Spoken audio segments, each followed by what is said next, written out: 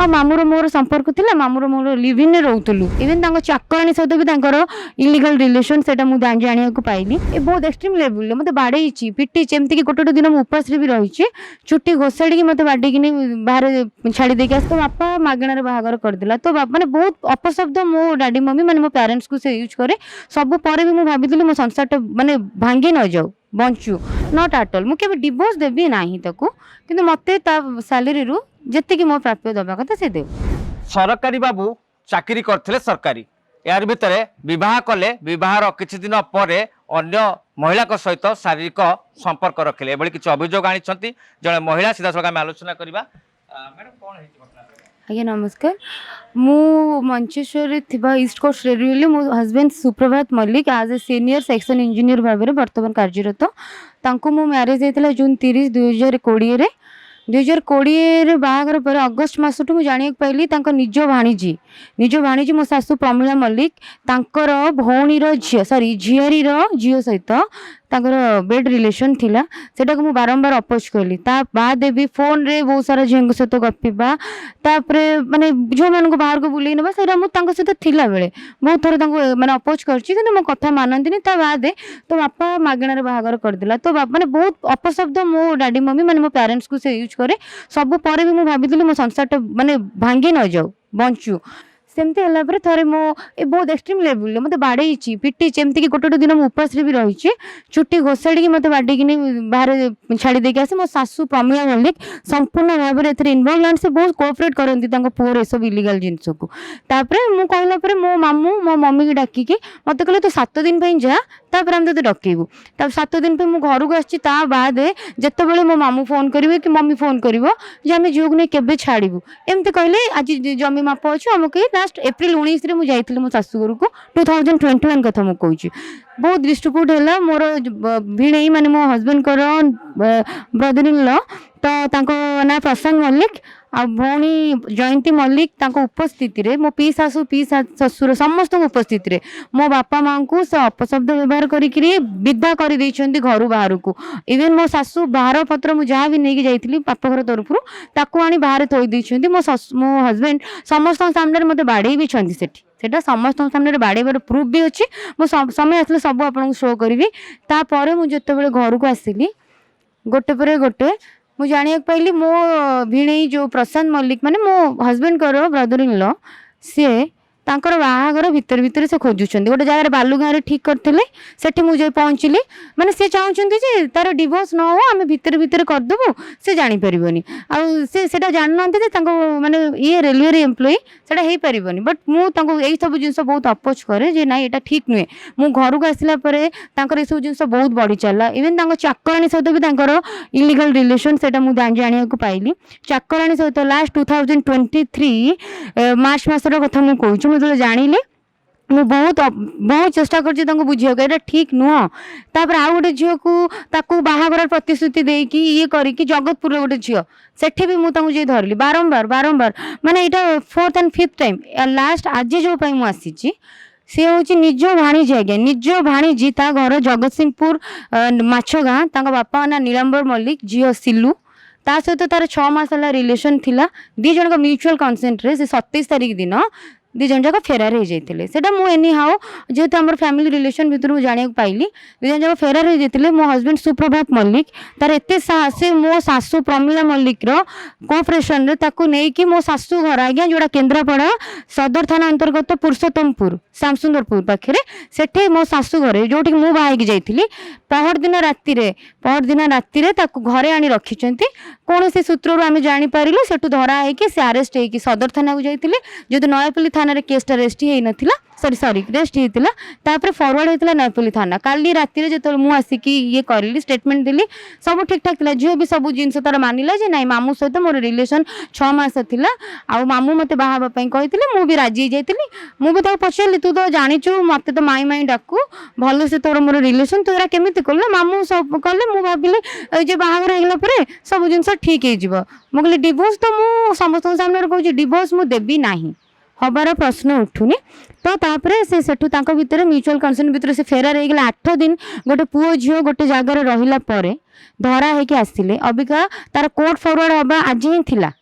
कौन राति भितर ट्रांसफॉर्मेशन ता माइंड कराला झीर मेंटली कौन कराला मुझे कहीपरि किंतु से संपूर्ण वर्तमान केसटा को विड्रो करदेला आ मामूर मोर संपर्क थिला मामूर मोर लिव इन रोतलु लिव इन मामूर तार रोतले सुप्रभात मल्लिक मो हजबैंड ता सहित लिव इन रोतली बट जदि मुझे केसटा फाइल करदेबी मोर रेपुटेशन ऊपर आंच आसो से मुझे करी हिसाब से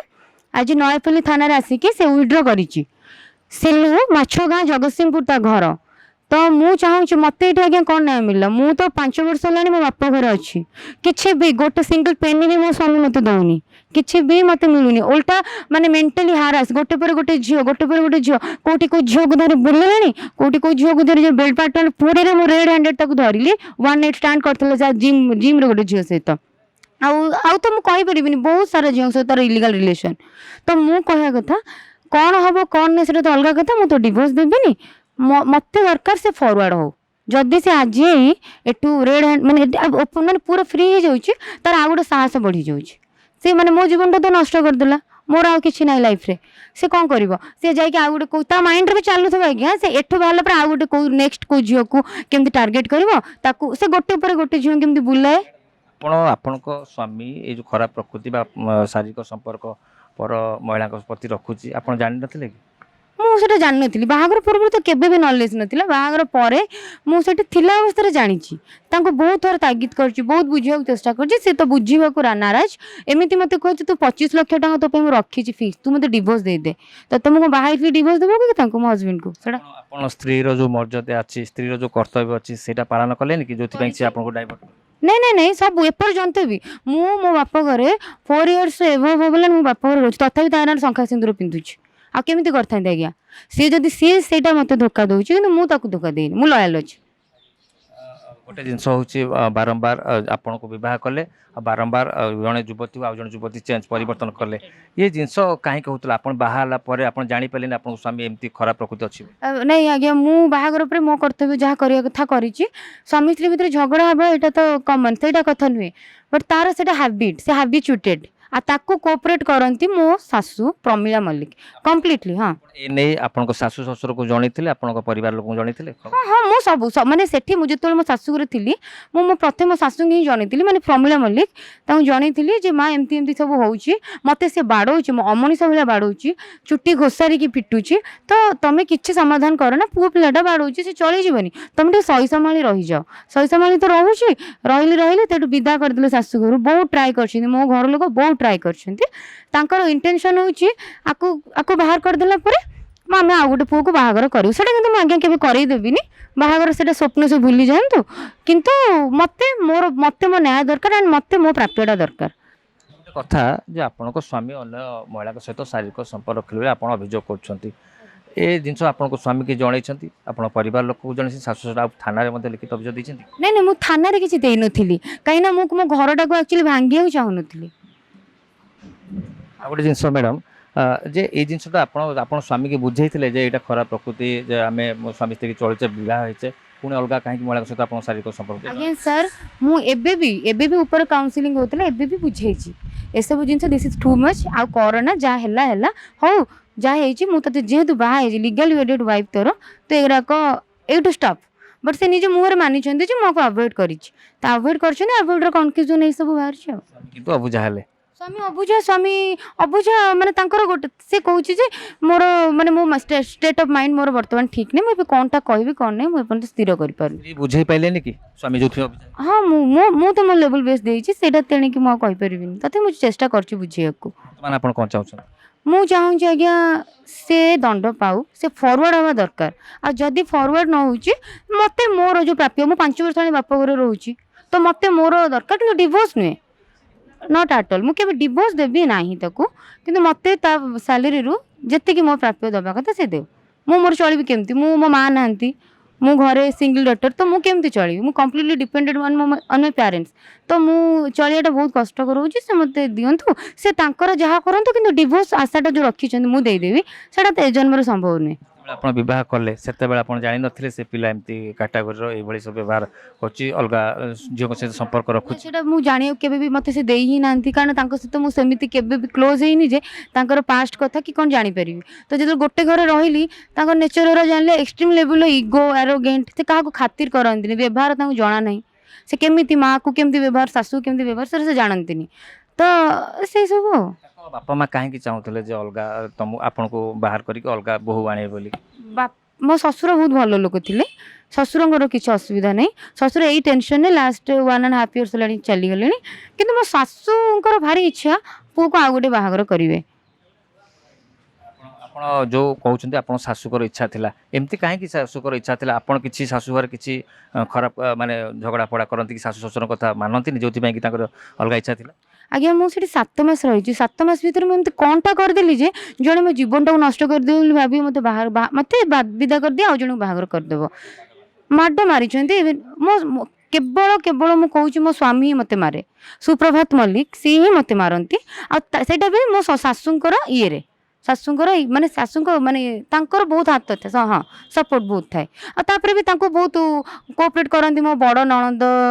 ଜୟନ୍ତୀ ମଲ୍ଲିକ, ତାଙ୍କ ହଜବେଣ୍ଡ ପ୍ରଶାନ୍ତ ମଲ୍ଲିକ। ସିଏ ତ ହେଉଛି ବ୍ୟାକ୍ ସପୋର୍ଟ ତାଙ୍କର, ମୋରାଲ ସପୋର୍ଟ। ଲାଷ୍ଟକୁ ଲାଗି ତାଙ୍କ ଭାଣିଜୀଟାକୁ ବି ଆସିତ ପଠେଇ ଦେଇଥିଲେ। ସେ ଭାବିଥିଲେ ଜଣାପଡ଼ିବନି କଥାଟା, ସେ ତ ଭୁବନେଶ୍ୱରରେ ରହୁଛି, ଏ ତ ଗାଁ ଝିଅଟା, ଆମେ ବାହାଘର କରିଦେବୁ। ସେଟା ଯେତେବେଳେ ପସିବୁଲ୍ ନ ହେଲା ତ ଯଦି ଦେଖିଲେ ଯେ ଝିଅର ଇଜ୍ଜତଟା ପଳେଇଲା, କ'ଣ ତାଙ୍କ ଭିତରେ ମ୍ୟୁଚୁଆଲି ଗୋଟେ କରିକିରି ସେଟା ଇଏ କରିଦେଇଛନ୍ତି ଝିଅଟା। ମୁଁ କିନ୍ତୁ ମୋର ଇଜ୍ଜତ ଯାଉଛି ଆଜ୍ଞା, ମୋର ପ୍ରତିଟି ମାନେ ମୁଁ ଏବେ ଥାନାକୁ ଆସିଛି ବି ମୋ ରେପୁଟେସନଟା ଲସ୍ ହେଉଛି। ଯେତେବେଳେ ବାହା ହେଇଯାଏ ଶାଶୁ ଶ୍ୱଶୁରଙ୍କୁ ବାପା ମା ବୋଲି ଭାବିଥାଏ, ଆଉ ସ୍ୱାମୀକୁ ତାର ଇହକାଳ ପରକାଳ ଦେବତା ଭାବିଥାଏ। ବର୍ତ୍ତମାନ ଆପଣ କହୁଛନ୍ତି ଆପଣ ସ୍ୱାମୀ କୋର୍ଟ ଫରାଡ଼ ହଉ,